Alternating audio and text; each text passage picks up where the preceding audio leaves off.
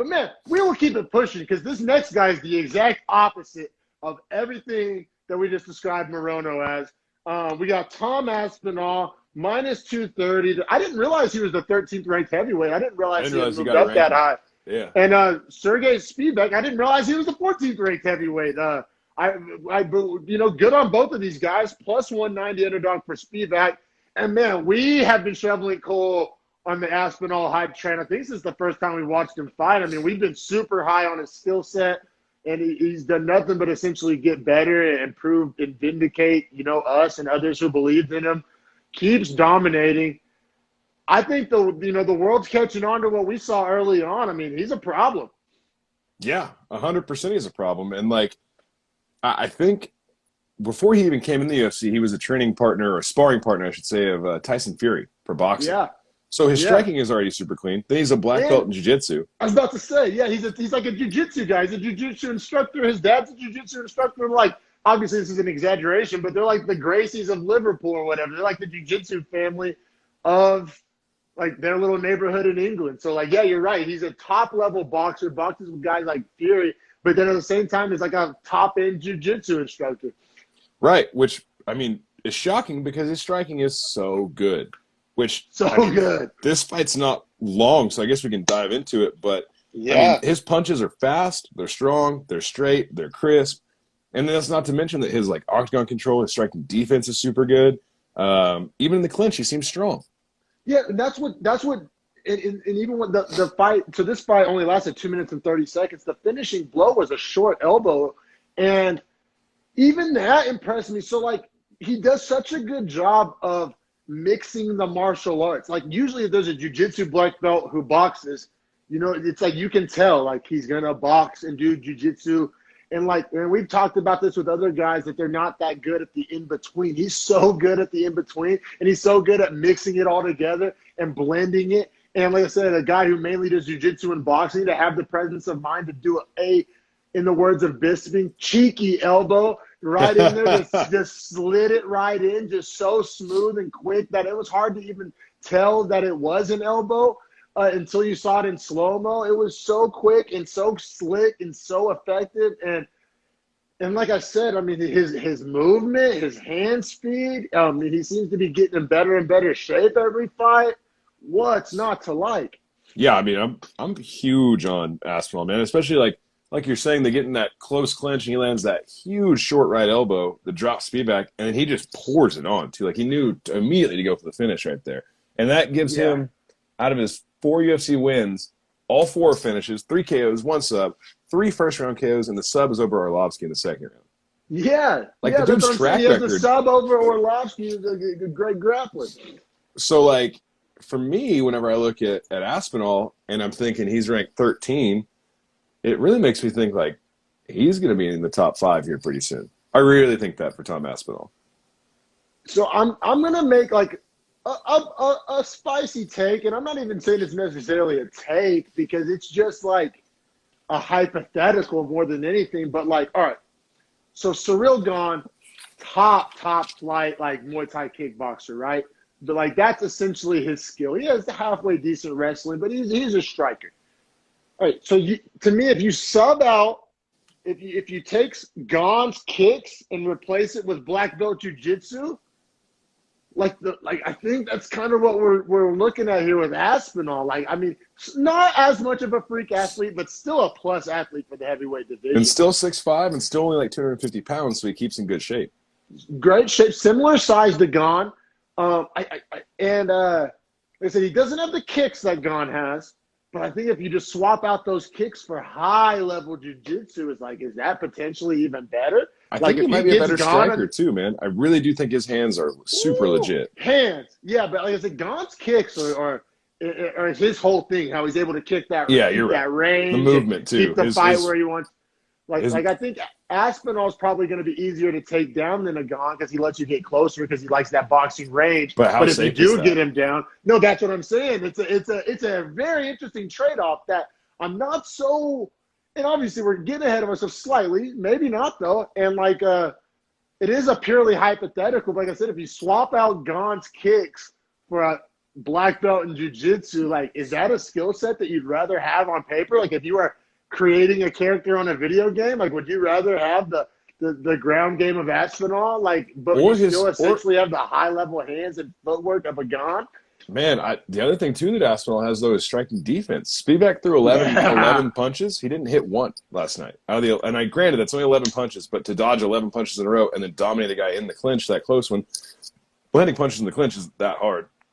Well, Aspinall, he moves like a light heavyweight, man. He does. And Spivak is the opposite of that. Spivak, Yes. even though he's a smaller heavyweight, I honestly was shocked. Spivak only weighs like 238 or something. I thought he was bigger, Yeah. but he is slower. He has that like heavyweight style, heavyweight skill set, And like way hang more and than drag on you Aspinall kind of a was. style. Yeah, and that can work. And I think Spivak, he just signed a new, I think, like 6-fight deal. So we'll see Spivak around.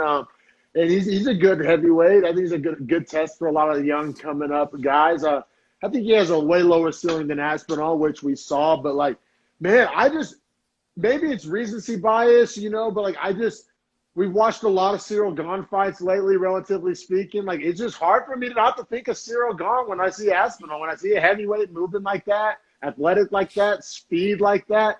No, they're different fighters with different skill sets, but it's hard for me for my brain not to start connecting dots there.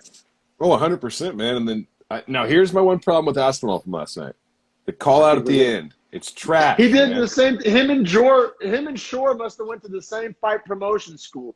God damn it. He called out numbers too, right? He's like, oh, I guess I'm 13, so whoever's 12, I'll fight. Yeah, he said didn't even literally, know. literally word for word was like, I just want to fight someone ranked above me, so I guess I'm 13, so give me 12. And it's like, bro, no, you asked for 5, you asked for 6, you asked for 7. You call out a name, you call it a big name, doesn't matter if they're ranked high. Like, for instance, he could call out Walt Harris, and that's going to sell well. He could call out Marcin Tybura, and that's going to sell well, right? Like, Yeah, and these are good matchups for him Tybura's too. booked against somebody, but no, fair point. Just a guy like Tybura, I totally get what you're saying. But yeah, no, I drove me nuts. Like I said, I was like, oh, what's up, Jack Shore? Especially in the co-main spot. It's one thing to be on the prelims and do what Jack Shore did. This fight was, I mean, to essentially build him and Patty. I mean, yeah, there was Till Brunson, but Till's already built. Brunson's Brunson. There was neither one of them was adding really much stock. Like we all know what they bring to the table. This fight They were pretty much fighting for number 1 contender status. Yeah.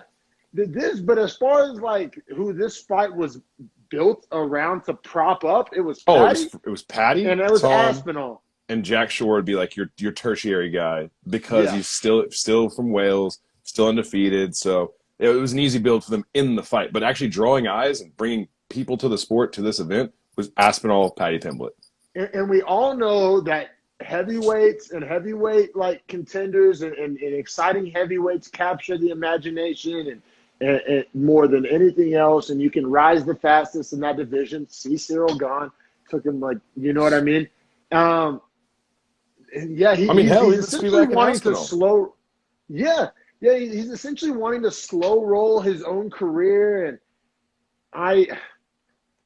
it's hard to say. I don't know, man. You hear both sides, because I've heard certain fighters on podcasts talk about how, like, and it depends. There's certain guys, but like, oh, they gave me too much too fast, or I bit off more than I can chew too fast, or like. I think Schaub talks about it. He had a couple big knockout wins, and the next thing you know, he's in there with the Travis Browns and the top end guys, and it was maybe a little bit too much too soon. And then you hear guys like Chael is a big proponent of you don't get better in MMA, you get worse. Like you only have so many blows in you, you only have so many wars in you. Now, granted, pretty much Aspinall hasn't been in a war yet, so it's probably easy for him to feel like, oh, I can just keep getting first round knockouts, but eventually, I think, and it's obviously like most things in life, it's probably somewhere in the middle. Like there probably is a sweet spot, but I think that sweet spot is a lot like shorter than Aspinall maybe thinks it is. Like I think this is a sport you kind of got to strike while the iron's hot. You gotta keep stoking that flame, both internally and externally, and it's like there's always the next guy. Like I'm sure at one point Walt Harris felt the same way that Aspinall's feeling now, thinking he could keep knocking guys out forever. Or the guy, there's a long list of guys that thought it was going to last forever and thought that, You know, they could just keep winning, and every time and life comes at you fast. You know, one loss, does anybody even care anymore? Like, it's what they probably do, but I'm just saying, I think Aspinall kind of is taking it for granted, especially where he's at. Like, he's already in the top 15. He just beat a top 15 guy. Like, he's not at the same place in his career that Shore is, and as much as I didn't like it when Shore did it, it's more understandable. Aspinall, Yeah, I Aspinall think, doing it's almost unacceptable. yeah, Because, like, man. bro, your skill set is so much greater than most of these guys around you. He should almost feel disrespected to be at 13 right now after the way he's been fighting and the way he's just been dominating these guys. Now, granted, it's only 4 people, so hard for me to say, like, yeah, for him to say I'm undeserving of this ranking, like, I should be ranked higher, because he hasn't beat anyone that's ranked crazy high. But his skill set alone is, like, lines up for, I mean, plenty of guys above him. I know Chris Dawkins is already booked. I think he's the one that's fighting That's coming up Tybura. soon. Right. I think next fight night card. Yeah, maybe he is fighting. That fight's happening soon. I think you're right. I think it is Dog. But that's a cool fight. Right. But like for Aspinall, it just gives you more incentive to keep calling out anyone else around those people because you're about to see them perform. You're about to see their rankings fluctuate. He's probably going to jump to 11 or 10 based on his performance against 14 last night. He didn't even take that into consideration. That's my other problem with it is like, bro, you just starched 14 and you're 13. You don't think you're going to jump 12? Why would you even try to call it 12? Especially whenever 11 is a guy like Walt Harris, who nobody's very high on. Like, the UFC has no reason to keep him high. You know what I mean? Yeah, no, there's a lot of guys in the heavyweight division that fall into that category. Like, I think Oleinik was still 15 the last time I checked. It could have moved since then. But, yeah, like, what? And not to mention, bro, all right, so if he wants to move up one spot at a time, you're talking about taking 3 years to crack the top 5. You don't think there's another Aspinall out there who in 3 years is going to be in the new top 10 himself, and he is going to call for this title shot, and he is going to, want main events, and he is going to, call out Derek Lewis or call out, which Blades Rosenstruck is coming up soon too. That's going to clear up some stuff in the heavyweight division. Blades Rosenstruck and Dawkins and Abdurakhimov all fighting the same night. Yeah. And that's all top He's 10 ranked heavyweights. Like 7 right now, yeah. Abdurakhimov's last fight was 2 years ago, and it's a loss to Blades, so for him to be ranked 7 is kind of a joke too. So Aspinall a lot of the heavyweight. Aspinall had all this room to like really help himself last night, and he did not. Also,